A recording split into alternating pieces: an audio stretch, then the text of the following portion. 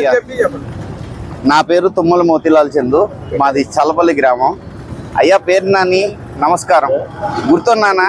2019 ఇదే రోజున నీ అధికార బలుపు చూపించి నన్ను హైదరాబాద్ నుంచి పిలిపించి స్టేషన్లో అరెస్ట్ చేయించావు.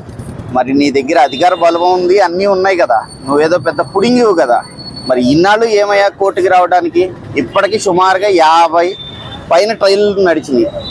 కోర్టు సమన్స్ ఇస్తే సంవత్సరం నుంచి సమన్స్ తీసుకొని కోర్టుకి అటెండ్ కాకుండా దాక్కున్న నువ్వు చంద్రబాబు గారి గురించి లేకపోతే పవన్ కళ్యాణ్ గారి గురించి మాట్లాడేవాడివి అయిపోయావా?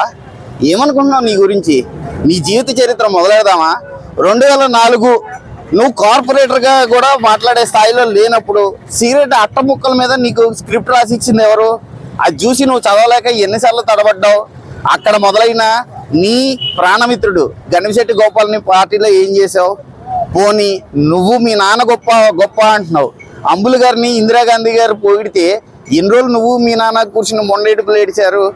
రాజశేఖర్ రెడ్డి ఇదే బందరికి వచ్చినప్పుడు అంబుల్ గారి ఇంటికి వెళ్ళారన్నప్పుడు వారం రోజులు హైదరాబాద్లో కూర్చుని మొండ ఏడుపులు ఏడిచిన నువ్వు ఈ రోజున నా పైన కేసు పెట్టావు, బాగానే ఉంది. అసలు నువ్వు చేసింది ఏంటి? నీ జీవితం ఎక్కడ మొదలైంది? మొదటగా వైఎస్ఆర్సీపీ జెండా పట్టుకున్నది మతివాడ రాము. ఆయన్ని ఏం చేశా? నీ రాజకీయం ఎప్పుడూ ఇంతేనా? పక్కన వాడిని తొక్కి పైకి ఎగవటమేనా?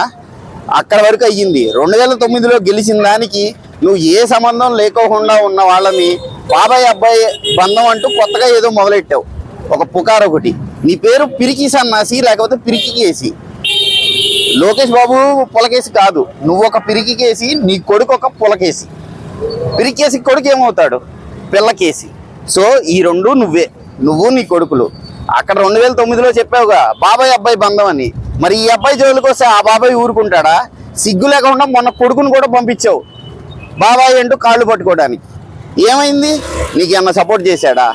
ఆళ్ళని దొక్కి ఈళ్ళని దొక్కి కాబుల్లో నేను తప్పితే ఎవరు రానంటున్నావు. అసలు నీ దగ్గర నీ వెనకాల ఉండే వాళ్ళకి ఎవరికి బిల్లులు ఇచ్చావు? ఏం చేసావు? గవర్నమెంట్ భూమిలో నువ్వు ఎట్లా కట్టవయ్యా వైఎస్ఆర్సీపీ పార్టీ ఆఫీసు? ఏ మతం ఏంటి? రాజ్యాంగమా? పేరుని రాజ్యాంగమా? నీ కొడుకుని ప్రతోడు బాబు అని పిలవాలా?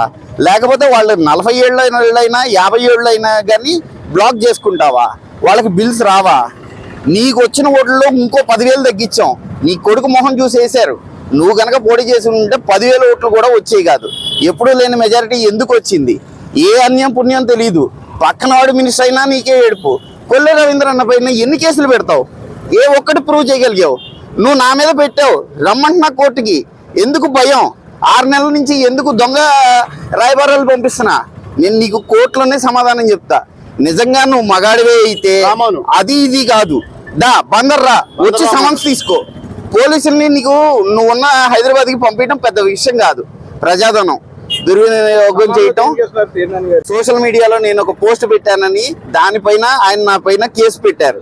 అయితే ఆ కేసుకి వాళ్ళు 5 సంవత్సరాల నుంచి అటెండ్ అవ్వకుండా తిరిగి కోర్టు నుంచి సమన్స్ ఇప్పించుకున్నాం. మా లాయర్ ద్వారా మేము మాట్లాడుకొని మేము న్యాయ పోరాటం చేయడానికి. ఆ న్యాయ పోరాటానికి కానీ ఈయన రెడీగా లేడు.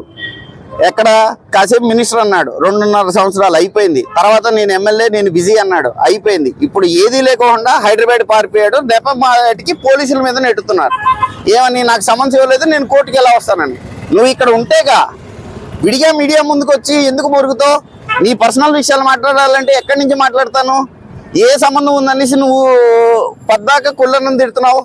లేదు బాబు గారు ఒక పెద్ద ఇది, లోకేష్ బాబు పొలకేసి అనేసి నీ కొడుకు మాట్లాడుతున్నాడు.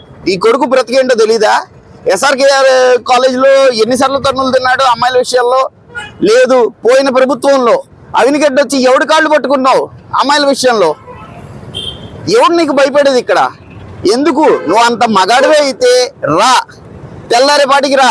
పోలీసులు రెడీగా ఉన్నారు, నీకు సమన్స్ ఇస్తారు, తీసుకో. రేపు జూలై 15న కేసు రా, కోర్టులోనే తేల్చుకుందాం. నా ప్రభుత్వం వచ్చింది, నీ ప్రభుత్వం వచ్చింది కాదు, కార్యకర్తనే. ఏంటి నువ్వు నా బెండు తీస్తావా?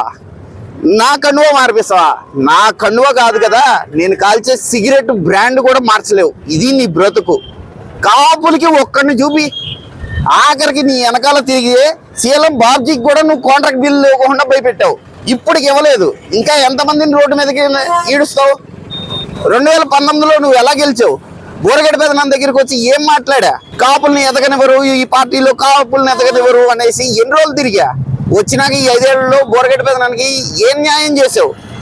పోనీ గణిశెట్టి గోపాల్ వద్దు, మదివాడ రాము వద్దు, ఎవ్వరూ వద్దు. ఒక్క కాపు నాయకుడిని నువ్వు పైకి లేపిన వాడిని చూపించు.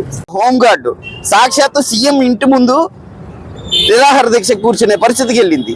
ఇంకొక దళిత మహిళ ప్రెసిడెంట్ ఆఫ్ ఇండియా వస్తే ఆవిడకి వెళ్ళి కంప్లైంట్ వేసుకోవాల్సిన దౌర్భాగ్య పరిస్థితి. ఇంకేంటి నువ్వు మాట్లాడేది? నువ్వేమన్నా మాట్లాడదలుచుకుంటే ఇక్కడికి వచ్చి కోర్టులో మాట్లాడు. అట్లా కాదు, నేను బాబు గారి గురించి, లోకేష్ గురించి, లేకపోతే మా పవన్ కళ్యాణ్ గురించి మాట్లాడతాను అన్నావు అనుకో, బందర్లో విక్టోరియా సీక్రెట్స్ అక్కడ మొదలెట్టుకొని ఈ రోజు వరకు ఏం జరుగుతున్నాయో అన్నీ నేను మాట్లాడతా. ప్రతిరోజు మాట్లాడతాం కాదు, విత్ ప్రూఫ్లు. నీ వెనకాల నీ కౌన్సిలర్లు నీ గురించి ఏం మాట్లాడుకుంటున్నారో కూడా నేను ఆడియోలతో సహా బయటకు వదులుతా. అందుకే అన్నీ మూసుకుని మిస్టర్ పెరికేసి అండ్ మై డియర్ పేరుని కృష్ణమూర్తి అలియాస్ కిట్టు, నీ పేరు ఈ రోజు నుంచి పిల్లకేసి, నీ నాన్న పేరు పిరికి కేసి అని చెప్పుకో. SRKRలో చెప్పావు కదా నేను పేరునని కొడుకునని, కాదు పిరికి కేసి కొడుకునని చెప్పుకో. నీ పేరు పిల్లకేసి అని చెప్పుకో. మీరు వచ్చి సమస్య తీసుకోండి, మీకు భయపడేది ఎవడో లేడు. వచ్చి న్యాయానికి కట్టుబడండి, చట్టానికి కట్టుబడండి. లేదు అంటే మీరేం కాదు. అసలు ఓరి పిల్లకేసి నువ్వు ఎవడు పనిరా ఇక్కడ మున్సిపల్ స్టేడియంలకి వీటికి ఓపెన్లు చేయడానికి? గవర్నమెంట్లో ఏంటి నీ స్థాయి?